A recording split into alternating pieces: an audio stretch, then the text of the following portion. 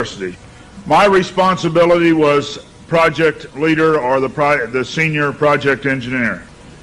We began to work on the design of a microchip that, when it was completed, was 0.75 millimeters in diameter, 7 millimeters long.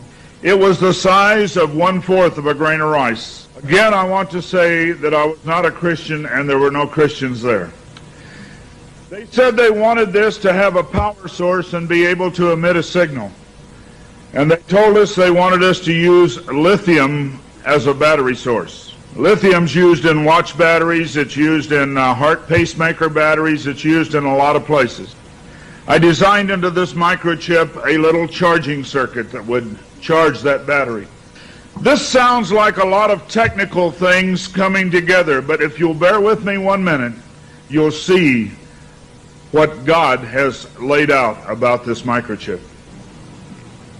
When we discovered that we needed to be able to charge that battery, I needed a temperature change, a change in temperature, to cause current to flow through that little charging circuit that would charge the battery. So we began to investigate and find out where in the body does the temperature change the most rapidly. We spent over $1 million in taxpayer money, and when the results came back, there was a lot of information. We divided it up amongst 3 teams and then came back together with that information. It was determined that there were 2 places in the body that were ideal for the microchip. One was just below the hairline on the forehead. Every mother checks their child's temperature right here. So we could have paid the mothers $1 million and saved. I never saw a mother check their child's temperature on their ankle. Always right here. The other place was the hand, the right hand preferred, because most people are right-handed. This didn't bother me, and it didn't bother anybody else on the team. The hand seemed a good place. Nobody wanted it here. And so the design work, everything was completed. The microchip was done. You're seeing it now on some of the Discovery Channel presentations. There are people who have received it already. It is real. It's not something that's coming way down the road. They gave me a Bible. They told me not to read the book of Revelation. They said the book of Revelation is too hard to understand. So I waited, and I didn't read the book of Revelation for quite some time. Then one day I came to Revelation 13, verse 16. And he caused us all, both small and great, rich and poor, free and bond, to receive a mark in their right hand or in their forehead. I didn't like what I saw. I went back and looked up the word mark.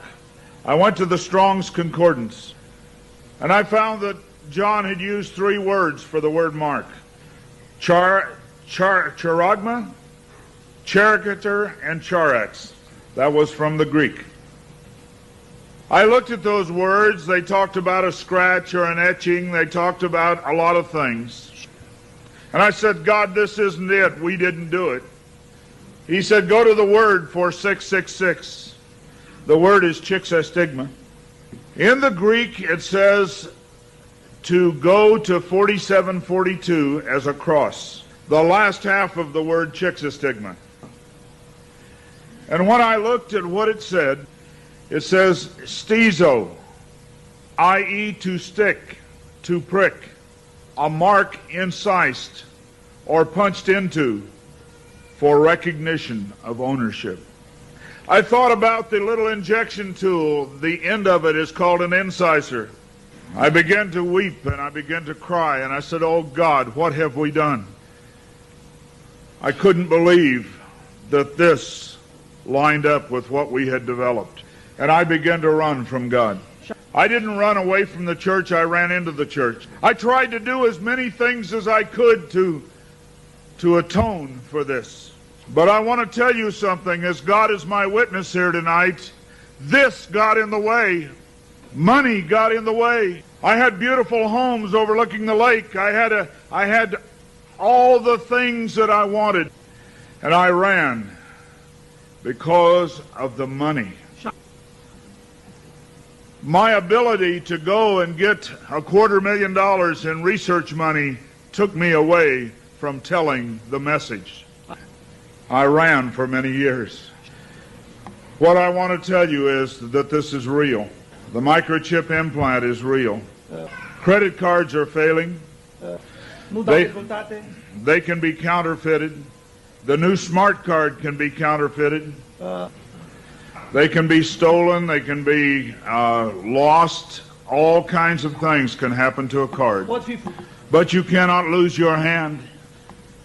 Very quickly they're going to move to this being in the hand. And I tell you, as a Christian, you cannot take this. No matter what anybody says, God's Word says you cannot take it. No matter what they try to talk you into, God's Word says don't take it. In Revelation 14, verse 9, and the third angel followed them, saying with a loud voice, if any man worship the beast in his image, and receive his mark in his forehead or in his hand, the same shall drink of the wine of the wrath of God, which is poured out without mixture into the cup of his indignation, and he shall be tormented with fire and brimstone in the presence of the holy angels and in the presence of the Lamb. And the smoke of their torment ascendeth up forever and ever, and they have no rest day nor night, who worship the beast in his image, and whosoever receiveth the mark of his name. Here is the patience of the saints. Here are they that keep the commandments of God and the faith of Jesus. It's very simple. God's Word says to do not take it. Today there have been over 15,000 babies that have been given the positive identification, the microchip. Many companies are using the microchip as identification in their top-level employees.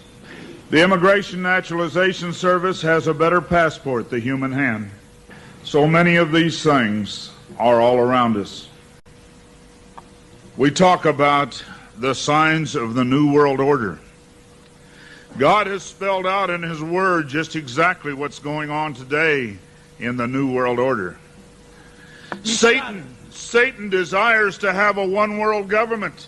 From the time he fell, he said, I want a one-world government. He wants to replace God. And so we see a government put together by men, a one-world government. The signs of the times are all around us.